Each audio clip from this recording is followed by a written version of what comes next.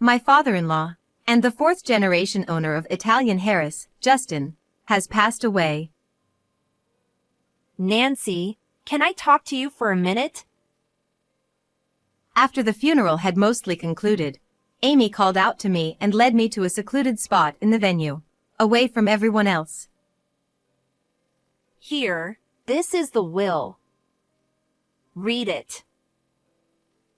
A bit perplexed, I opened the white envelope and found several sheets of paper inside, as expected. Did you read it?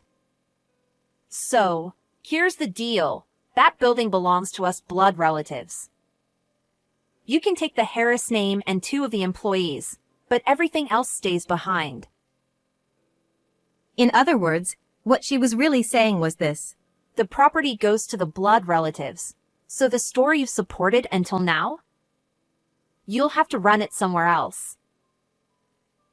That's what it meant. Dad had this written properly, so you'll have to follow it. Oh, and you can have the sign too. As I stood there, stunned by her words, Jason came over. Whether Amy noticed him or not, she finished with a cutting remark. You were just here to take care of him. Thanks for expanding the store to a decent size. Jason, without reproaching his sister, handed me another envelope. Inside was a divorce notice, already stamped. Her words were no lie. Whether it was from the start or somewhere along the way, abandoning me must have always been part of the plan. Thanks for your hard work. I was stunned by the thoroughness of it all. No more words were needed. Thank you for your hard work. It was a purely businesslike phrase, so devoid of emotion that it felt inappropriate even to say. Our second meeting was purely by chance. Nancy? I turned around at the sound of my name. No one at my workplace ever calls me Nancy, so I was curious, and I couldn't imagine who it might be. Standing there was Jason, a senior who had been in the same seminar group with me during university. Jason? It's been a long time. I couldn't remember when we had last met. What are you doing in a place like this? Work. I had some business to take care of here. It's been almost 10 years since I started working. Which also means it's been that long since I've eaten that pasta. Jason's family owns a long-standing Italian restaurant, and back in our student days, he often invited me there to eat. How's your family? Are they all doing well? I guess they're fine. I haven't been home recently, so I'm not sure. His vague response made me feel a little uneasy. Now that he mentioned it, what was he doing here? I had always assumed he was training to take over the family business, but it didn't seem that way anymore. Aren't you going to take over the restaurant? Of course, that's the plan. But first, I wanted to get some experience working in a regular company. So, right now, I'm just a typical office worker. As we continued talking, I began to feel nostalgic for the taste of that pasta. Jason, could I visit the restaurant again sometime? I've been craving that food. Of course! I'll go with you, too. It's been a while since I've shown my face there, and who knows what they'll say if I don't. And with that, we made a promise. Even after 10 years, the restaurant hadn't changed a bit. The grand, dignified signboard was still there. Inside, I saw the familiar faces of Justin, the silent and stern head chef, and Lauren, who always supported him. In the back of the restaurant, There were certificates and the framed proof of mastery that Justin had inherited from the previous generation. These, too, hadn't changed, which gave me a sense of comfort. I figured they wouldn't remember me, just one customer from long ago. But then, Lauren came up to me. Nancy, it's been a while, hasn't it? Her words made me incredibly happy. This is still as delicious as ever. Haha, thanks. It makes me happy to hear that. When are you planning to return to the restaurant? Actually, I've been thinking that it might be soon. My dad's getting older, and I've been wanting to expand the business. I'd like to help with the restaurant too. What did you say? If it's not too much trouble. I'd love to help out. I meant it from the bottom of my heart. Seeing Jason again after 10 years, the wonderful taste of that pasta, and the warm presence of Justin and Lauren, it all moved me deeply. I was serious, even if it was a momentary emotion, that I would give up everything for this. It also meant that I was willing to entrust my life to Jason. Does that mean? Yes. Please go out with me. He spoke passionately of his dreams. Once he took over the restaurant, he wanted even more people to taste that pasta. I was genuinely attracted to his determination, and eventually, we were happily married. I heard this area is going to be redeveloped soon. Really? Well, I guess it would be tough to do business around here. I overheard the conversation between two customers at their table. It wasn't clear whether it was just a rumor or the truth, but the station was indeed far, and it was hard to say we had a steady stream of customers. In any case, shortly after getting married, as I had initially told Jason, I quit my job and began working as a helper at Italian Harris. Under the warm guidance of my father-in-law Justin, a noodle craftsman, and my mother-in-law Lauren, a professional accountant, I handled everything from customer service to accounting, kitchen tasks, and cleaning. I was able to do it all thanks to the incredible support of the senior staff. I learned the basics of customer service from Brown, who was a master at it, and from Miles, who handled everything from inventory to managing the website. I learned a lot. Italian Harris was built on the excellent teamwork of these four top-notch individuals. I thought my role for the time being would be to support them. However, shortly after I started working at the restaurant, Lauren's health took a turn for the worse. I'm sorry, Nancy. I'd really like to teach you everything personally, but right now, that's going to be difficult. Please don't apologize. I'll do my best to learn quickly. Thank you. So, Jason, Amy, I'm not trying to force you, but could you both help out at the restaurant during this time? A small family meeting was taking place. Amy, my sister-in-law, is a part-time worker. I'd seen her at the restaurant a few times, but from what I'd heard, she couldn't hold down any job for long and seemed to drift from one to another. That's probably why she hadn't worked at the restaurant. In response to her mother's request, she said, I like my current job, so I can't help out right away. But don't worry about the future. I'll take care of the restaurant's management when the time comes. Jason followed her lead. I can't help out immediately either. But like Amy said, I'll come back to the restaurant someday. Lauren took in their words, and after a pause, simply said, I understand. It sounded like she had never expected much from the beginning. There had probably been similar conversations in the past. I started to realize at this point, neither of them had any intention of helping out at the restaurant right now. Jason had passionately talked about the future of the restaurant on that day. Now was the perfect opportunity, but he didn't choose it. I hadn't fully made up my mind, but something didn't sit right with me, given the inconsistency between his words and actions. Anyway, it would be embarrassing to keep relying on them forever. I quickly became part of the well-coordinated team. Yet, the feeling of unease lingered.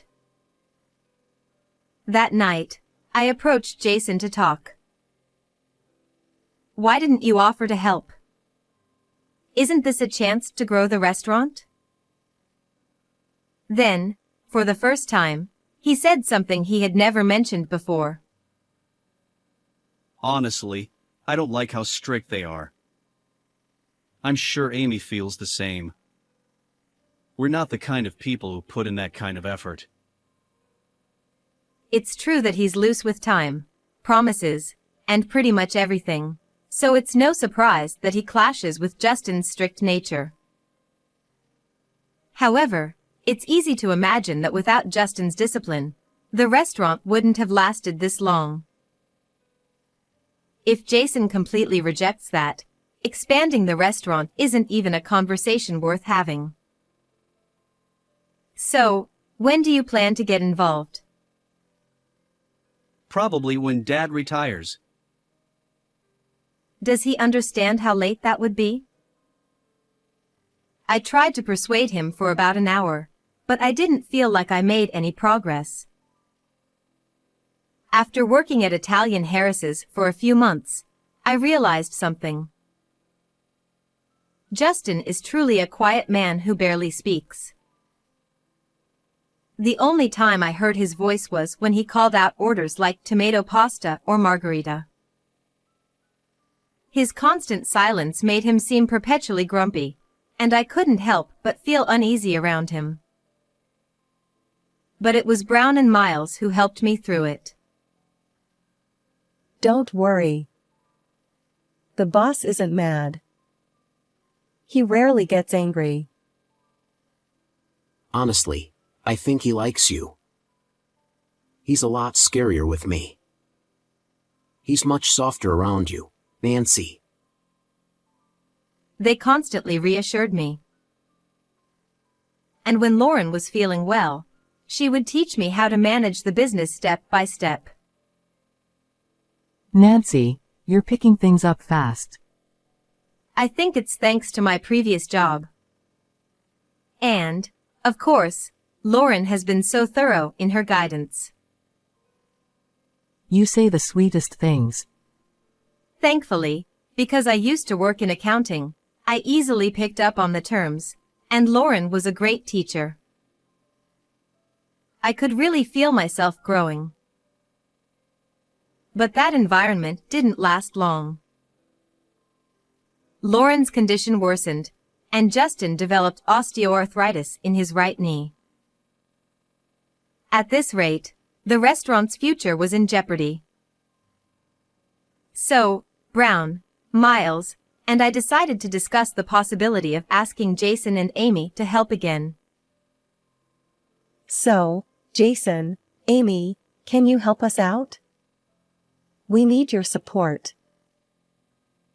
I'm asking, too. At this rate, the restaurant could go under any day now, and neither Brown nor I want that. I'm sure you don't either. I get it, but it's still tough right now. I promise, I'll take over eventually. Does he realize how much he needs to learn before then? Once again, he gave a vague excuse and dodged any commitment. And then, Amy dropped this bombshell. I'm busy with work, so I'll leave Mom's care to you. She essentially handed off the responsibility to me, leaving me to juggle the restaurant's management and my mother-in-law's care. What are you talking about? I'm not saying you have to take care of your own mother, but you're seriously going to dump all of that on your sister-in-law? I don't have a choice. I'm busy. And besides, Nancy's been around her longer. She can handle it, right? Miles was too stunned to even respond. You've got to be kidding me. From past experience, we knew it was pointless to argue with the two of them any further. So, we focused on keeping the restaurant running as best we could. As for me, I didn't mind caring for my mother-in-law. I saw it as a chance to give back, even if only a little. But despite my efforts, Lauren passed away. I couldn't stop crying, wondering if I had repaid her enough for all she had done for me. After her death, Justin's physical and mental health took a nosedive. He struggled even to walk most days. It was no surprise, having lost his partner both in life and work. And so, I took over Lauren's role, managing the financial side of Italian Harris. Then, it seemed like Jason finally decided it was time to step up. Dad can't move anymore. It's about time I get involved.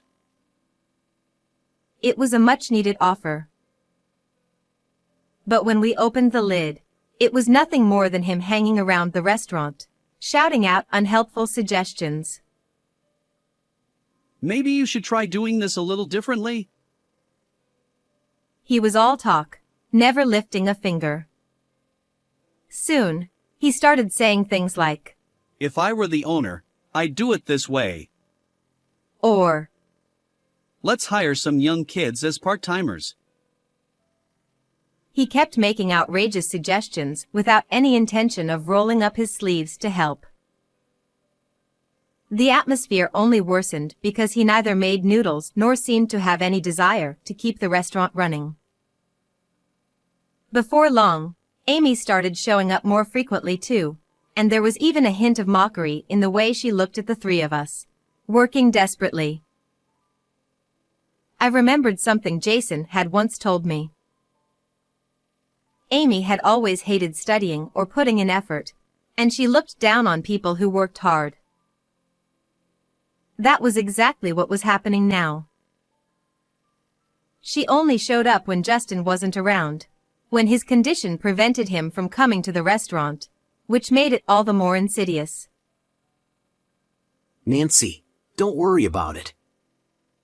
We'll do our best to keep things going. Just the three of us. Yes, thank you. From that point on, the three of us began learning everything beyond our original roles.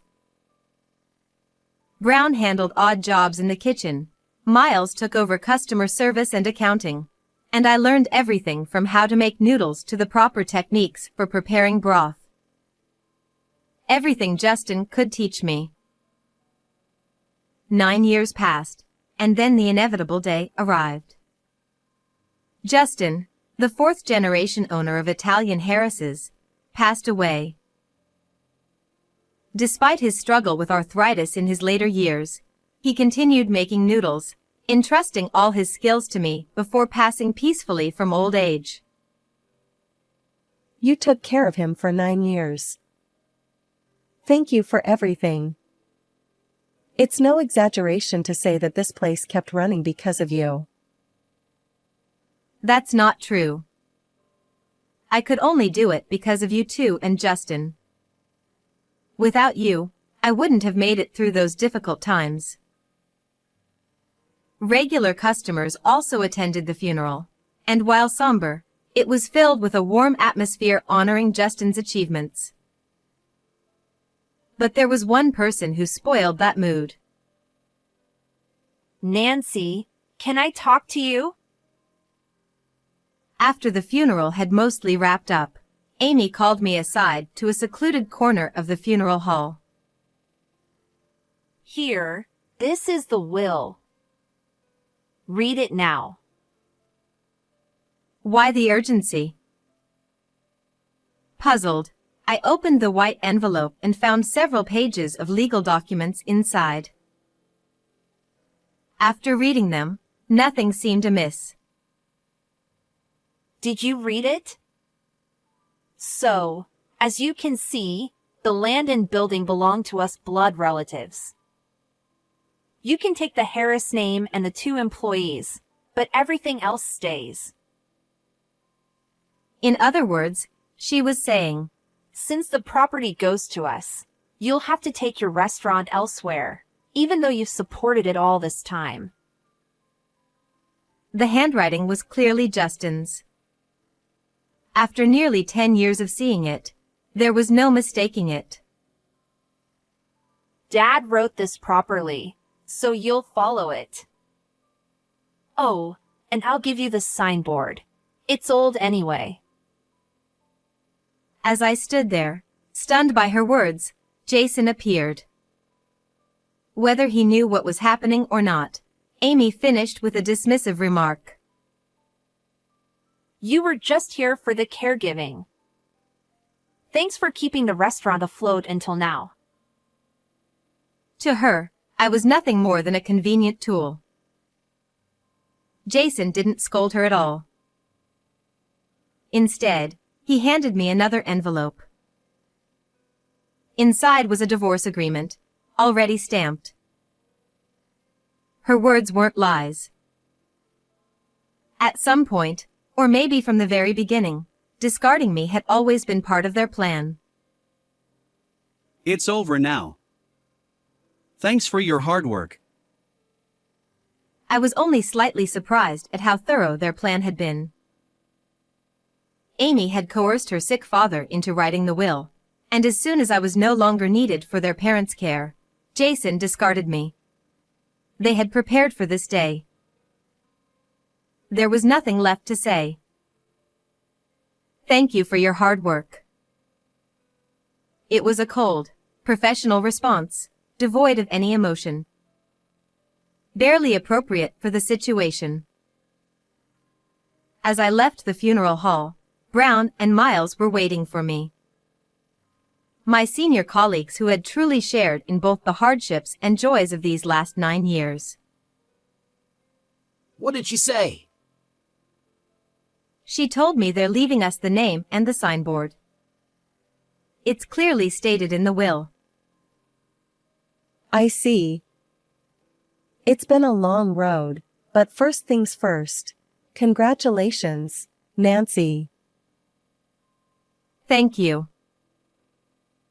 It was about 5 years ago that we officially learned the neighborhood where Italian Harris's was located would undergo redevelopment. The rumors we'd heard back then had turned out to be true. The centerpiece of the redevelopment was, of course, a massive new station building. No other structure in the area could compare. And the new Italian Harris's was set to open in the best spot within that building. I had learned this directly from Justin before he passed. We're moving the restaurant. What? Moving? Where? To that new station building, or whatever they're calling it. Miles will handle the paperwork and all the complicated stuff. Your job is to focus on running Harris there. Wait, Justin, what about you? I'm old. Whether I'm alive or not when the time comes, I'll be stepping back. I'm leaving it all to you. To me? What about Jason?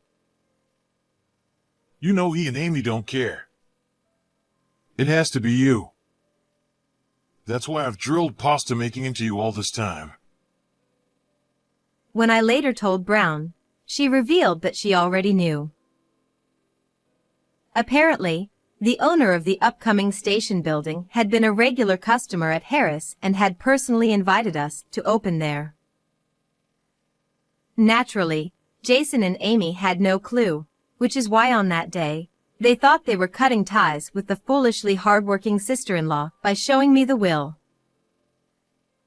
But reality was different. That's why Justin had left me with only two things: the name Harris and the signboard.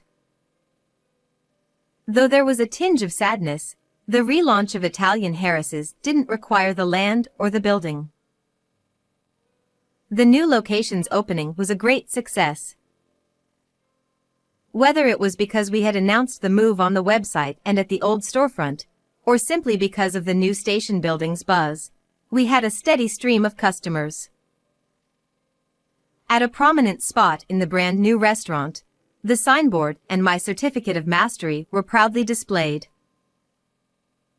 I had finally become the 5th owner of Italian Harris's. However, there were some people who were not pleased with that. On the busy first day, the phone rang incessantly. I need to talk to you. I don't. I'm busy, so I'm hanging up. Wait! We have a right to that space too, don't we? We're his actual children, after all. I immediately knew this was going to be a hassle. Fortunately, I could already guess what he wanted, so I decided to nip it in the bud. Fine, I'll set up a meeting with the owner here and we'll talk things out with the three of us. Make sure you're satisfied with that. Goodbye. I had every legal right to be there, and I wasn't about to let that go to waste. A few days later, the 5 of us, Miles, Jason, Amy, the owner, and I, gathered for the meeting. Jason's argument was straightforward. Since the restaurant originally belonged to our father, we should have the right to open a shop in the station building too. What shocked me even more was Amy's claim. They stole the Harris name and sign. The sheer audacity left me embarrassed on their behalf, considering they were no longer family. In response, the owner remained calm and firm. After all, he was the one who had personally invited Harris to the new building and had a contract with Justin before he passed. I, too, received a copy of the will, which clearly states that Nancy is the rightful successor of Harris. As per the contract terms for leasing this space, the tenant must meet 4 conditions: being a certified master, having run the business in practice, being able to replicate Justin's flavors, and holding the rights to the Harris name. Unfortunately, none of these apply to you.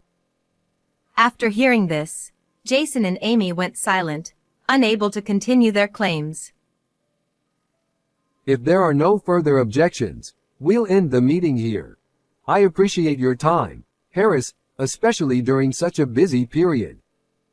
Sometime after that meeting, I began hearing rumors about the old restaurant. What happened to the old Harris location? It's turned into some strange new place. It turns out Jason and Amy had rebranded and reopened the restaurant. However, due to the station building's success and other factors, their business quickly fell into trouble. Brown, who always seemed to be in the know, filled me in on the details. Their business isn't doing well. Is that so? Though I responded politely, I wasn't surprised at all.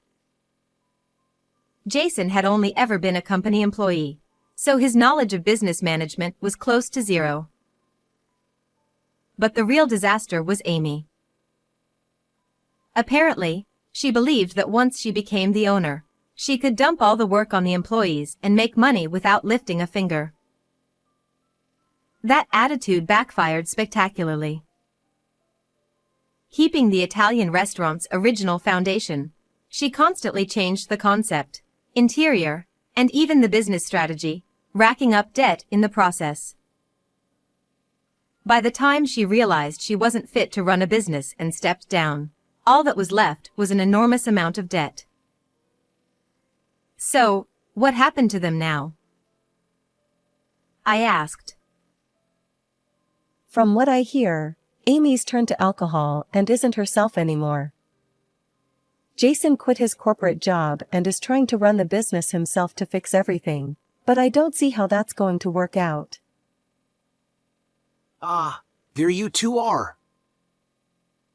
Miles approached us, looking tired, and unusually began to vent a little. The website's been attacked by trolls, and it's turning into a real hassle. Do you two have any idea who might be behind this? If we're talking suspects, well, it's obvious. Yeah, there's only one person it could be. I figured. Yeah. In the end, we didn't even need to launch a full investigation to figure out the culprit. Together with Miles and Brown, we went to the former Italian Harris's, and we caught the person in the act. Right in the middle of posting defamatory comments. What do you think you're doing? The Real Harris is here! You stole the name and ran away! What a ridiculous accusation. If you think you can ruin us with scandal, you're sorely mistaken. For the last 10 years, I've trained under Justin, learning how to make pasta. As a result, I was rightfully given the name and sign, and was even supported in opening a new restaurant. The ones who ran away are you two. You've been running all this time, and now you're facing the consequences. You know that, don't you? He said nothing. Also, I've already informed the owner about this. Whether it's defamation or obstruction of business, I'm not sure, but you will be sued. Prepare yourself. As I was casually scrolling through the internet, a headline caught my eye. It was written by the reporter who had visited the restaurant the other day, and, as expected, it was about the former Italian Harris's. In the end, their shop had to close, and no one knows what became of them afterward. Meanwhile, our rightful Italian Harris's continues to perform excellently, not just at the start but even now, with steady sales long after the opening. Not only have the numbers been good, but the quality has remained consistent. But we can't afford to rest on our laurels. As the location has changed, so too must we continue to evolve to meet the new demands of this environment. I have no intention of expanding the business, but I will keep striving to reach the highest levels I can, day by day. I swore that to the sign. How did you like today's story? Don't forget to subscribe to the channel. I'll see you in the next video.